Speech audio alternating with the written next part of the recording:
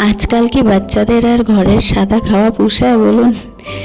দুধ, মুড়ি, বিস্কিট এগুলো তো দেখলে খেতেই চায় না, চটপটা লাগে। চটপটা লাগলে কি হবে, বাইরের খাওয়া দাওয়া তো কত রকমের বেমার আজার হয়। আর ময়দাটাও সবসময় দেওয়া যায় না, কি করা যায় বলুন? তো তাই ভাবলাম আজকে আটার পাস্তা বানাই। নমস্কার, আশা করি সবাই ভালো আছেন, আমিও ভালো আছি। তো আজকে আমি আটার পাস্তাটা কিভাবে বানিয়েছিলাম সেটাই আপনাদের সাথে একটু শেয়ার করছি। তার জন্য আমি এখানে আটা মেখে রেখেছিলাম সকালবেলা। তো সেই আটাটাকে এখন নিয়ে ভালো করে রুটি যেভাবে বেলে সেইভাবে প্রথমে বেলে নিলাম।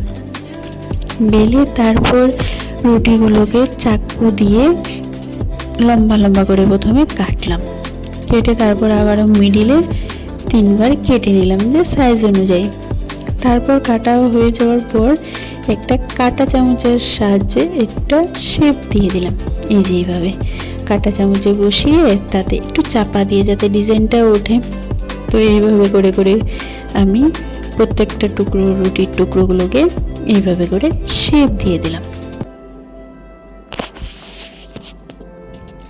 দেখুন দেখতে কি সুন্দর হয়েছে না, তাই না বলুন? তারপর একটু কড়াইতে জল দিয়ে, ফুটন্ত গরম জলে অল্প তেল আর নুন দিয়ে সবগুলোকে আমি একটু সিদ্ধ হওয়ার জন্য ধরুন 1 মিনিটের জন্য রেখে দিলাম। তারপর এই যে এইভাবে সব জলটা ফেলে দিলাম আর উপরে একটু ঠান্ডা জল দিয়ে দিলাম। দিয়ে তারপর সাইডে আমি নিয়েছি 2টা পেঁয়াজ, টমেটো আর গাজর।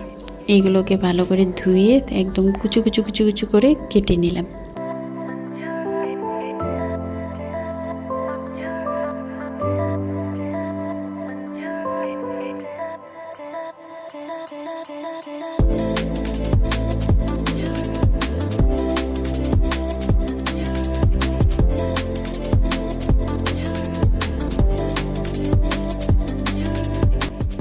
তারপর এইগুলোকে কড়াইতে একটু তেল বসিয়ে তেলে প্রথমে পেঁয়াজগুলোকে ভালো করে ভেজে নিলাম।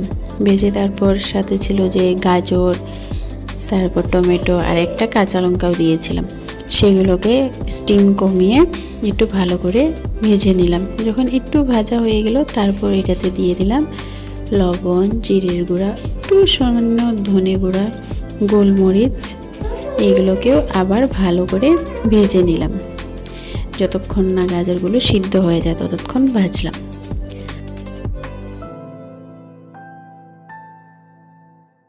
গাজরগুলো যখন সিদ্ধ হয়ে আসছিল তারপর এই যে আটার পাস্তাগুলো দিয়ে দিলাম। দিয়ে আবারও অনেকক্ষণ, মানে 1 মিনিটের মতো ধরুন ভালো করে আবার এগুলোকে নেড়ে চেড়ে ভালো করে ভাজলাম।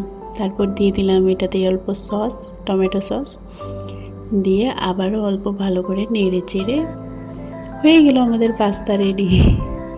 খেতে কিন্তু সত্যি দারুণ হয়েছিল, মন্না তো অনেক ভালো পেয়েছে। ও না ভেজিটেবলসগুলো যেগুলো ছিল গাজর, টমেটো, পেঁয়াজ এগুলো সাইডে রেখে দিয়েছে, এগুলো খাইনি, কিন্তু এই পাস্তাটা খেয়েছে। চলুন ভিডিওটা এখানেই শেষ করলাম। ভালো লাগলে একটা লাইক কমেন্ট করবেন। টাটা। কেমন? ভালো? টেস্টি?